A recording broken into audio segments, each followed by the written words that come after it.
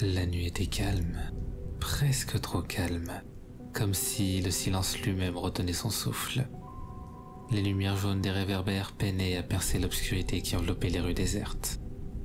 Conrad Smith roulait lentement dans sa vieille voiture de patrouille, scrutant les ombres.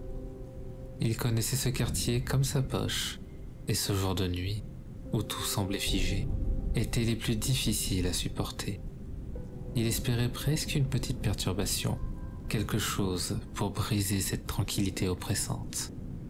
Il tournait le volant d'une main distraite, son esprit dérivant sur des pensées éloignées, lorsqu'un grésillement soudain brisa le silence. La radio cracha quelques secondes de statique avant que la voix de sa collègue, Sarah, ne retentisse, teintée d'une inquiétude inhabituelle. « Conrad, ici Sarah. J'ai reçu un signalement d'activité suspecte à l'asile Saint-Joseph.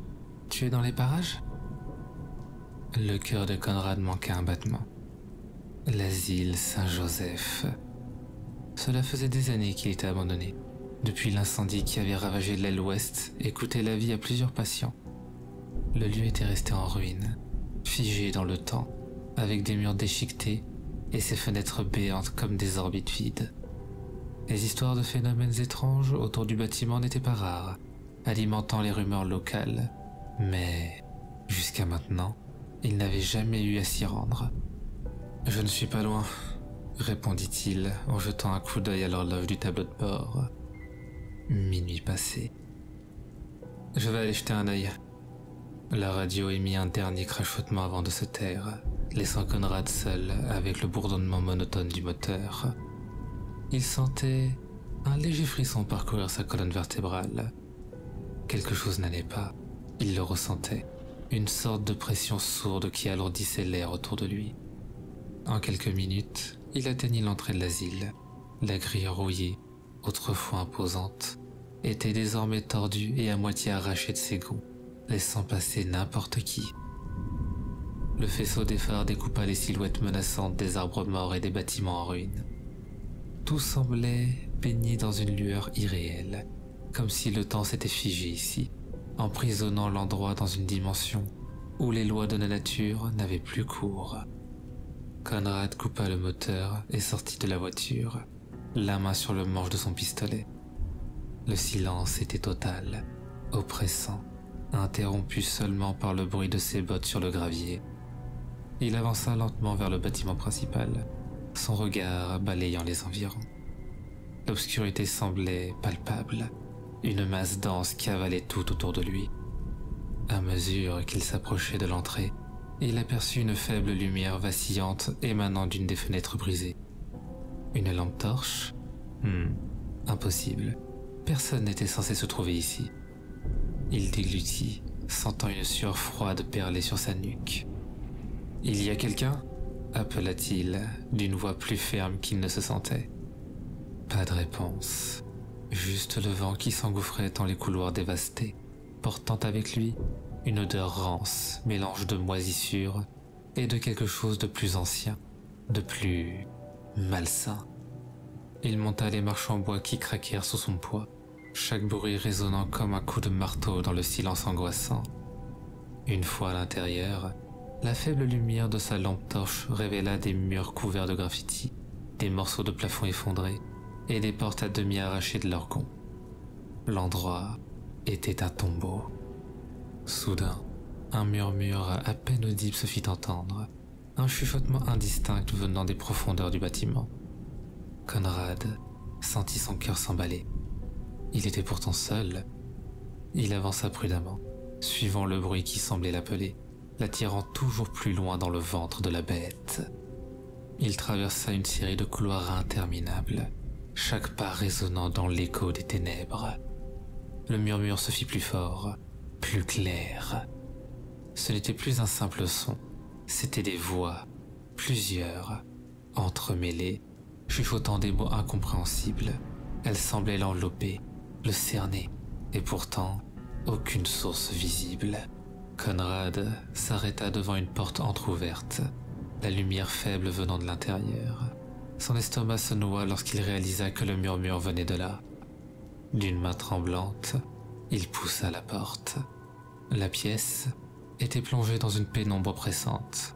Seuls quelques rayons de lune pénétraient à travers les fenêtres brisées, dessinant des motifs sinistres sur le sol poussiéreux. Et là, au centre, se tenait une silhouette. Une femme, dos à lui, vêtue d'une blouse d'hôpital déchirée. Ses cheveux noirs étaient entremêlés, cachant partiellement son visage penché en avant. Elle semblait chuchoter, ses paroles se perdant dans l'air. « Madame ?» La voix de Conrad n'était qu'un souffle. La femme se tourna lentement, très lentement. Son visage était un masque de terreur figé, ses yeux vides, comme si toute vie avait été aspirée d'elle. Ses lèvres bougèrent, mais aucun son n'en sortit. Conrad recula d'un pas, le sang glacé dans ses veines. C'est alors qu'il les vit. Les ombres, elles s'étiraient sur les murs, prenant des formes grotesques, menaçantes, des créatures tordues qui semblaient se détacher du sol, du plafond, des murs, pour converger vers lui. Paniqué, il recula précipitamment, trébuchant sur un débris. Il se rattrapa de justesse, le souffle court, et pointa sa lampe torche vers la silhouette, mais elle avait disparu, comme si elle n'avait jamais été là. Seuls les murmures demeuraient, se muant en rires froids et inhumains. Des rires qui résonnaient tout autour de lui.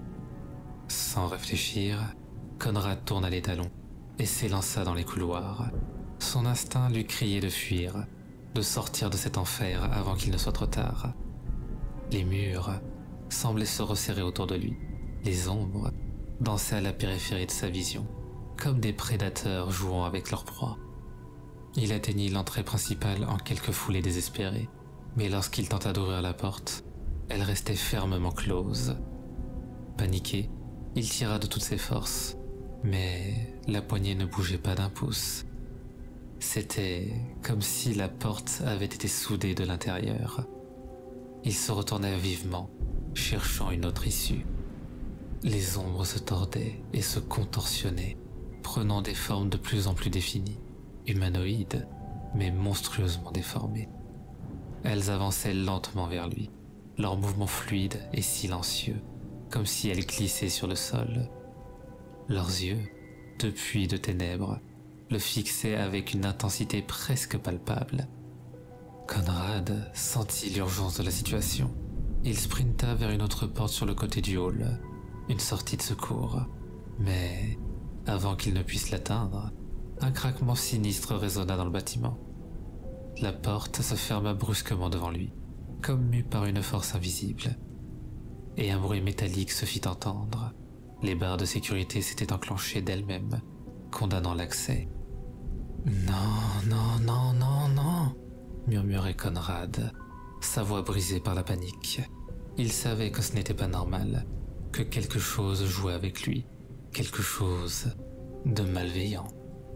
Il se précipita vers une autre porte, puis une autre, mais à chaque fois, le même scénario se répétait. Les issues se fermaient juste avant qu'il ne puisse les atteindre, piégeant Conrad dans ce labyrinthe cauchemardesque. Les murs semblaient se rapprocher de plus en plus. Les ombres se faisaient plus audacieuses, comme si elles savouraient sa terreur. Finalement, il n'y avait plus qu'une seule option. Un escalier étroit descendant vers les sous-sols de l'asile.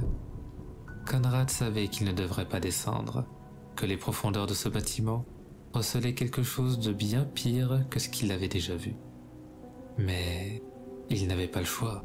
Il pouvait sentir les ombres se refermer autour de lui, les murmures devenant des ricanements moqueurs.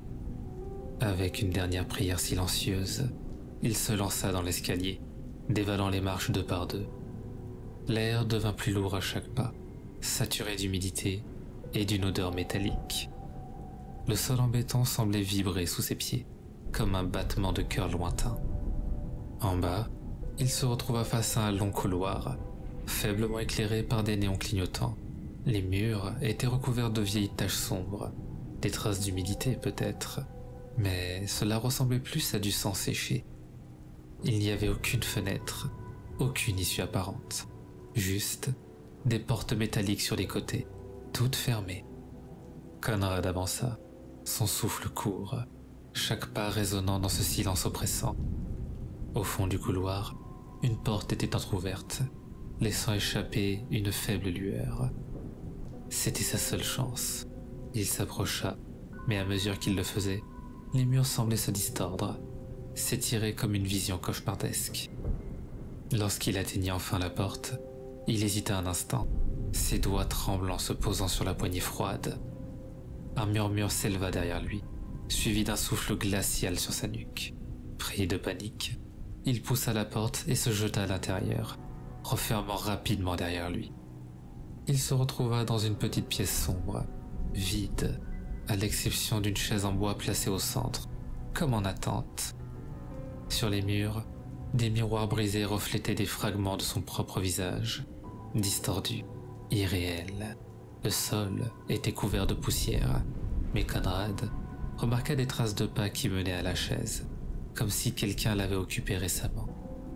Un bruit sourd résonna derrière lui. La porte par laquelle il était entré venait de se fermer toute seule. Le clic du verrou se fit entendre, scellant définitivement sa prison. Conrad se précipita vers la porte, mais elle ne bougea pas. Pris au piège, il recula, se retrouvant au centre de la pièce, face à cette chaise solitaire. Les murmures, de nouveau, envahirent l'espace, mais cette fois, ils semblaient venir de partout à la fois. Des fragments de miroirs capturèrent des formes fugitives, des silhouettes ténébreuses, qui n'étaient pas là un instant plus tôt. Le cœur de Conrad battait à tout rompre, sa respiration devenant de plus en plus erratique. Il savait qu'il ne sortirait jamais de cette pièce. Les ombres avaient joué avec lui, l'avaient traqué et poussé dans ce piège. Et maintenant, elles allaient l'engloutir, l'emporter dans leur monde, où le temps et la réalité n'avaient plus de sens. Conrad tomba à genoux, résigné, tandis que les ombres se rassemblaient autour de lui, leurs murmures devenant un chant funèbre. Puis, tout devint noir, un vide total, absolu, où même la peur cessa d'exister. Et dans ce noir, l'asile Saint-Joseph reprit son souffle, se refermant sur le secret de Conrad Smith, comme il avait fait pour tant d'autres avant lui.